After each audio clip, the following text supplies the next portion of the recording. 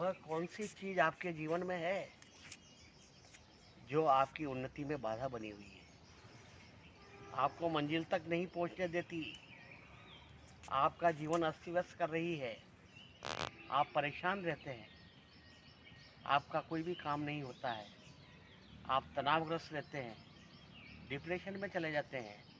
तो जीवन में ऐसा कौन सा फैक्टर है जो आपको इन सब स्थितियों में पहुंचाता है? एक नवयुवक जिसके बचपन में बहुत सारे कष्ट आए, बहुत सारी दुर्घटना हुई, बहुत सारे ऐसे प्रसंग उपस्थित हुए जिसका अभी तक उसके मन से मलाल नहीं गया, और वह सब उसे हमेशा परेशान करते हैं। उसकी आत्मा को शांति नहीं, उसके मन को संतोष नहीं, वह परेशान। तो उसने कहा क्या करना चाहिए? तो एक आश्रम में गया और वहाँ जा कर के और उसने कहा कि मैं इस आश्रम में रहूँगा, और यहाँ दीक्षा प्राप्त कर ली और गुरु की सेवा करने लगा। जब वो वहाँ आ गया तो भी उसे वे सारी घटनाएं पीछा नहीं छोड़ रही, हमेशा तनाव में रहता, दुखी रहता।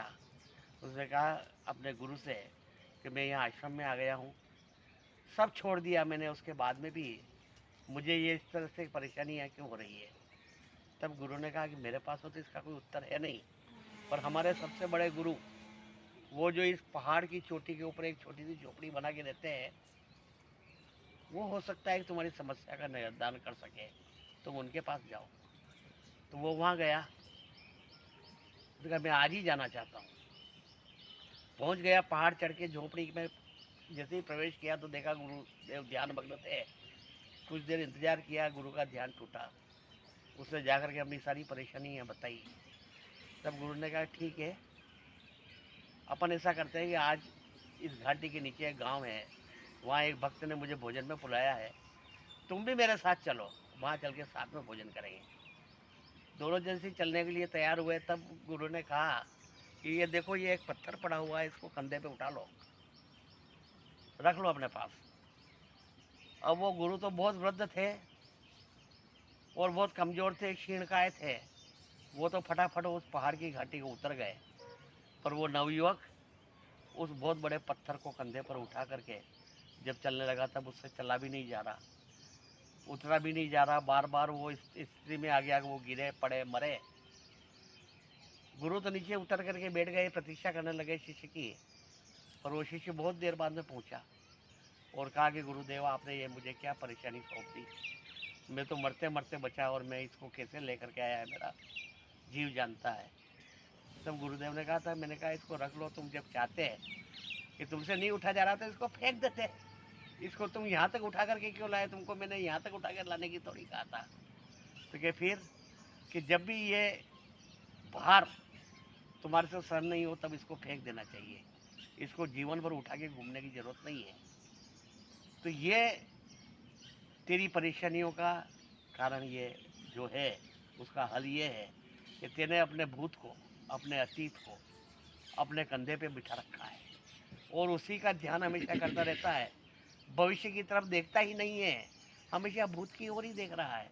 इसलिए तेरी प्रगति में बाधा हो रही है, तुझे अपनी मंजिल प्राप्त नहीं हो रही है, तुझे सुख शांति संतोष प्राप्त नहीं हो रहा है। तेरा तनाव डिप्रेशन इसलिए दूर नहीं हो रहा है कि तेने अपने अतीत को बांध लिया अपने पल्ले से। इसलिए जो भी मनुष्य सफल होना चाहता है, हमेशा गाड़ी का, वाहन का विंड स्क्रीन बड़ा, जो सामने देखने का शीशा हमेशा बड़ा होता है और पीछे देखने का शीशा छोटा होता है। इसलिए हमेशा हमें आगे देखना है, पीछे की ओर नहीं देखना है। कहते हैं लोग इसको भूत लग गया और ये इसको कुछ भी काम नहीं करने दे रहा है, तो वो भूत है क्या? वो भूत उसका अतीत है, जो अगर किसी को लग जाता है तो फिर उसको कभी परेशान करता है हमेशा, और आगे नहीं बढ़ने देता, सफल नहीं होने देता है। इसलिए भूत कब लगता है? जब कहा जाता है कि पीछे मुड़ कर मत देखना, नहीं तो भूत लग जाएगा। इसलिए कभी भी पीछे मुड़ करके मत देखो, हमेशा आगे देखो, भविष्य की ओर। अतीत को छोड़ दो और भविष्य की तरफ देखो। बीती ताई बिसारी दे और आगे की सुध ले। ये फार्मूला जिसने जीवन में अपनाया, उसे न तो कोई भूत लगेगा, न डिप्रेशन में जाएगा, न तनाव में जाएगा, न उसकी प्रगति में कोई बाधा बनेगी, न कोई रुकावट होगी। हमेशा सफलता उसके चरण चूमेगी।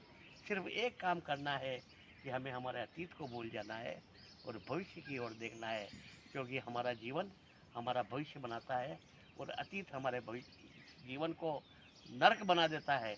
इसलिए भूत को छोड़ दो, अतीत को छोड़ दो, जो बीत गया उसको भूल जाओ और हमेशा उज्जवल भविष्य की ओर देखो। आपका जीवन हमेशा सफल होगा। बहुत सुंदर।